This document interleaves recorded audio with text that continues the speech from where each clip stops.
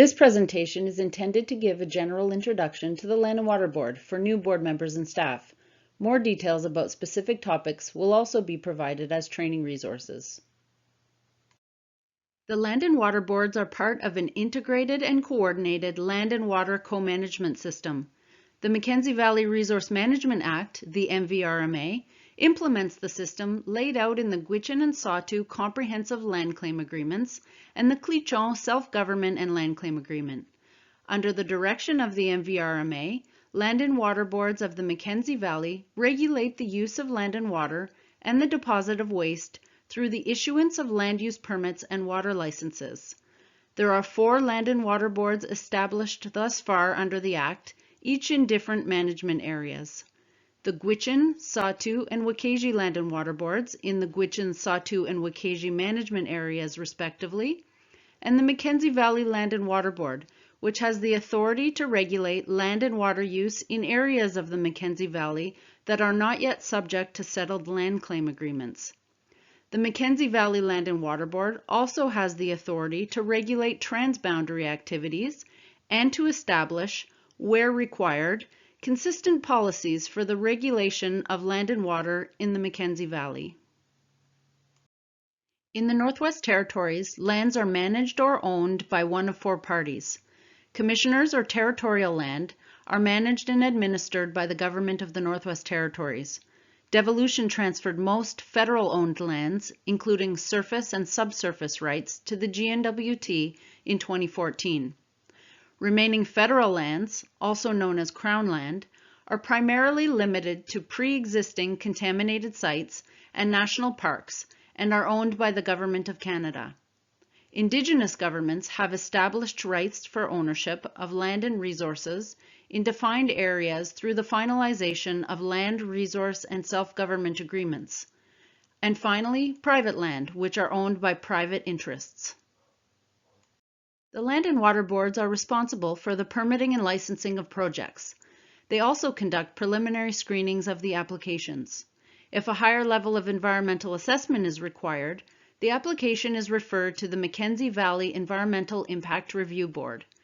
The Land Use Planning Boards are advisors to the Review Board and the Land and Water Boards. They can also set out land use plans that must be observed in the permitting and licensing process.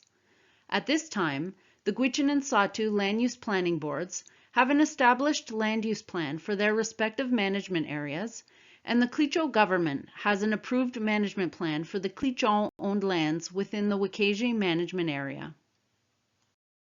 The Renewable Resources Boards play an advisory role rather than decision-making in management of wildlife harvesting and renewable resources, and were established under their respective land claim agreements. They are key stakeholders in wildlife roles in the NWT. Their mandate considers the interrelatedness of wildlife with the land and people, and as such considers traditional knowledge, scientific knowledge, and expert opinions to make balanced and informed decisions.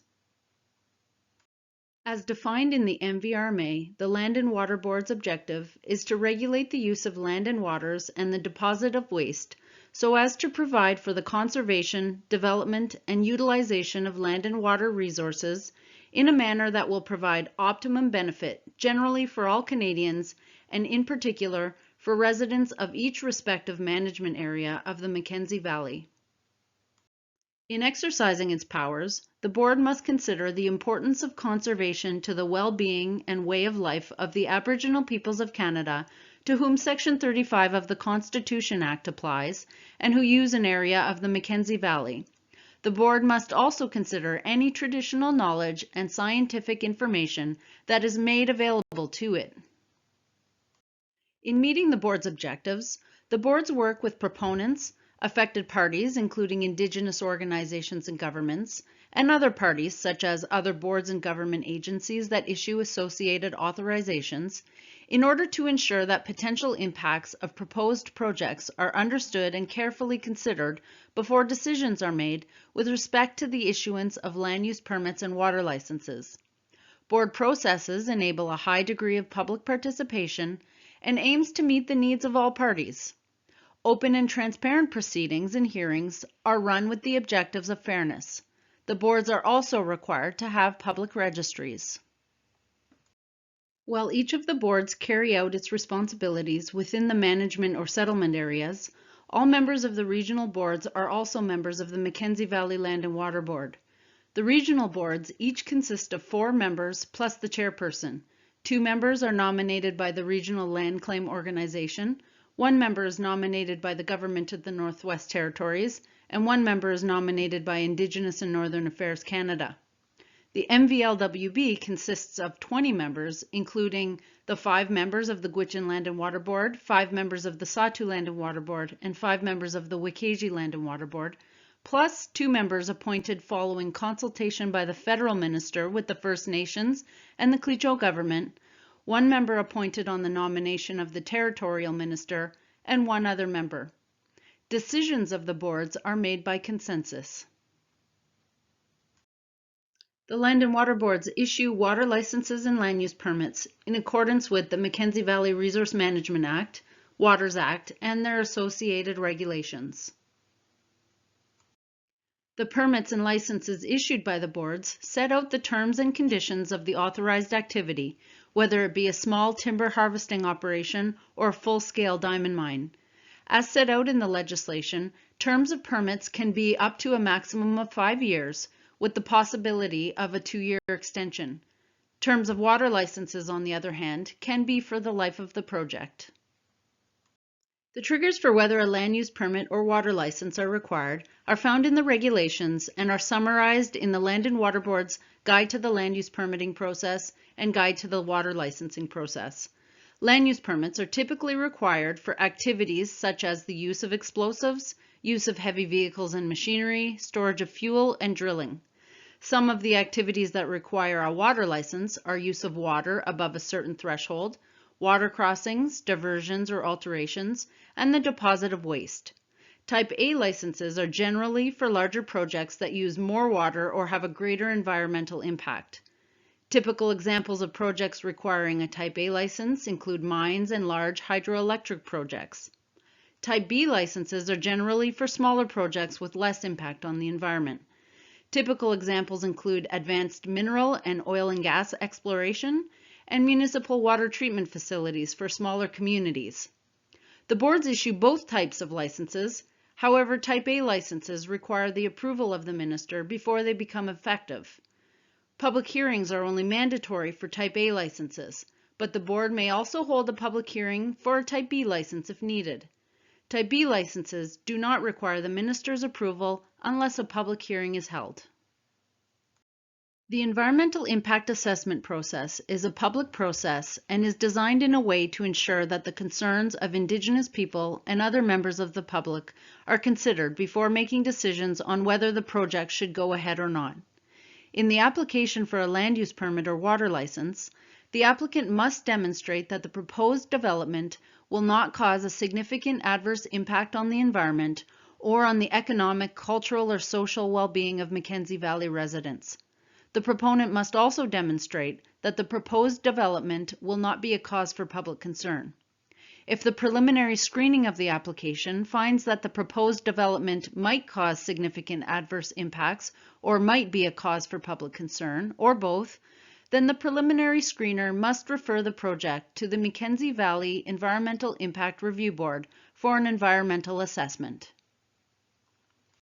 Potential impacts from permitted or licensed activities may be mitigated using terms, conditions, reporting requirements, monitoring programs such as surveillance network programs or aquatic effects monitoring programs, management plans for the management of water and waste, contingency planning, engagement, and closure and reclamation planning. Federal and/or territorial inspectors enforce conditions of permits and licenses. The boards base their decisions on the evidence provided during the proceedings and consider traditional knowledge and scientific evidence. The boards hire technical staff or consultants to assist them. They hold public hearings and board meetings. Reasons for decision are issued for board decisions and are publicly available on the board's registries. Documents such as the board's strategic plan, governance policies, and rules of procedure, which describe the board's guiding principles, are found in the orientation resources as well as on the board's websites. The Land and Water Boards have been working together over the years on the Areas of Operation Initiative with the goal of providing greater clarity and consistency in the regulatory process and day-to-day operations.